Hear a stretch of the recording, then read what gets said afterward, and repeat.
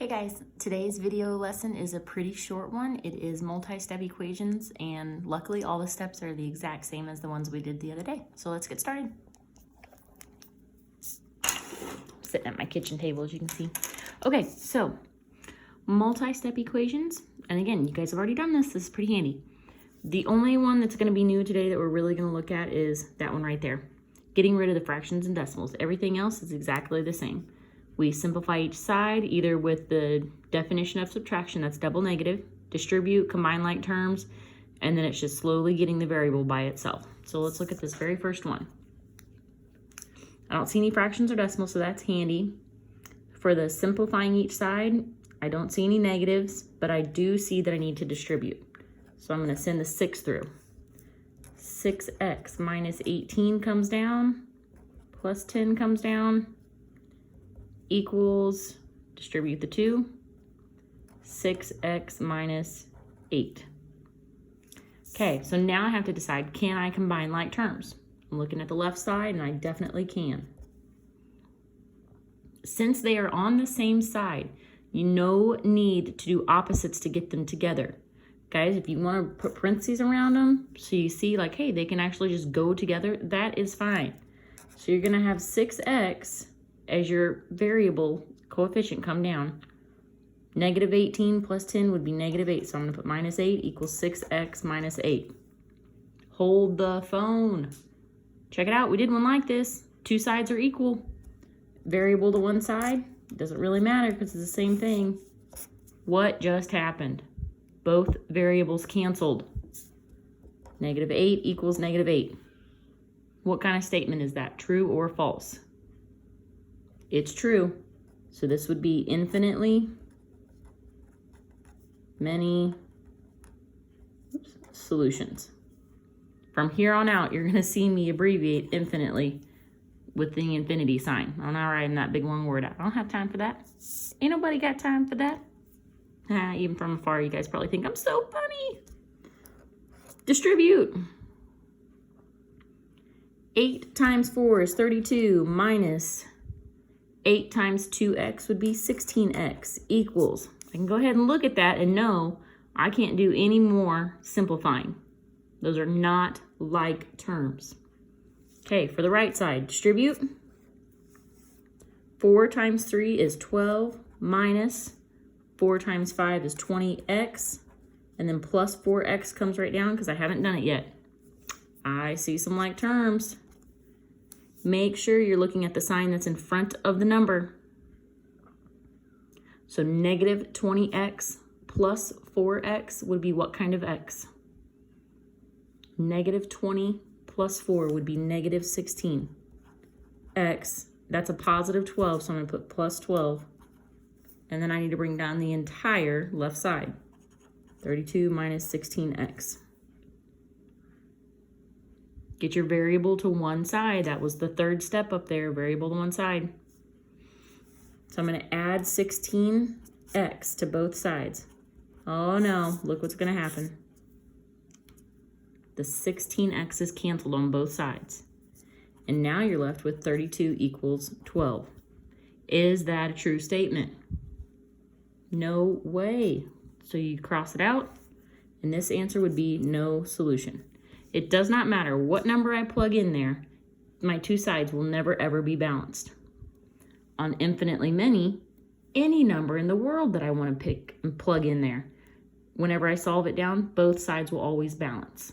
Okay? All right, let's try this one. Distribute it out. So I have 18 minus 12x equals, distribute this side, negative 12x plus 18. I see cool things are going to happen here. Add 12x to both sides. Oh my gosh. Happened again. They both canceled. Oops. Now you're left with a true statement because 18 does equal 18. So this one is infinitely, I can't hold my paper, infinitely many solutions. Okay, over here. Can you simplify anything over here? I don't see any double negatives. I can't distribute, and I definitely cannot combine like terms because they are not like terms. So the left side comes right down. I believe I can distribute here though. So now 3 times 3z would be 9z, plus 3 times 11 would be 33. Now I'm ready to get my variables to one side. Do you want to move the 8z to 9z, or do you want to move the 9 over to the 8? It doesn't really matter. Let's move the 9 because maybe you guys like them better on the left side. I don't know. So if I subtract 9z here, I've got to subtract 9z over here. That's SPO, subtraction property of equality. 8 minus 9 would be negative 1z. And you're going to bring down everything you did not touch. Minus 22 equals, and that's a positive 33. All right, add 22 to both sides. Cancels there. Negative 1z equals 55. Are you allowed to have a negative variable? No way. So you divide both sides by negative 1. Sorry, I'm having to hold the paper. Negative 1. And z equals negative 55. Let me check my work on that a little bit. 9z, 33. And yep, okay. So we need to talk about possible solutions, all right? So you might have a question that says, determine how many solutions there are to the equation, okay? You might see infinitely many solutions, or you could also see this statement, all real numbers. You could see no solution, 0 solutions. This one, infinitely many or all real numbers. This last one, okay, it would say something like 1 and only 1 solution, z equals negative 55, or 1 solution, negative 55, something like that, okay? So you have 3 different choices for solutions. You will definitely see that as multiple choice. I know you guys saw it in your last homework assignment. You'll see that more often from here on out. Pretty short one, I told you. At the fair, Hunter bought 3 snacks and 10 ride tickets. Each ride ticket cost $1.50 less than a snack.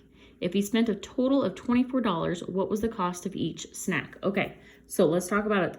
The one thing that we know that was very easy. The total was $24. He bought 3 snacks. So I'm just going to start off easy here. 3 S for snacks plus 10. Let's go T for tickets. Okay.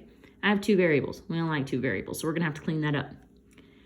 Each ride ticket costs $1.50 less than a snack. So what can I replace ticket with? $1.50 less than a snack. How about snack minus $1.50? And then equals 24. But how many tickets did he get? 10. So I have to do 10 times the cost of a snack minus $1.50 because that's what the hint they gave me for the ticket price. And then I don't know anything about snacks other than he just bought 3 of them. Okay, can't do anything with 3s yet. I need to distribute. So 3s is going to come right down.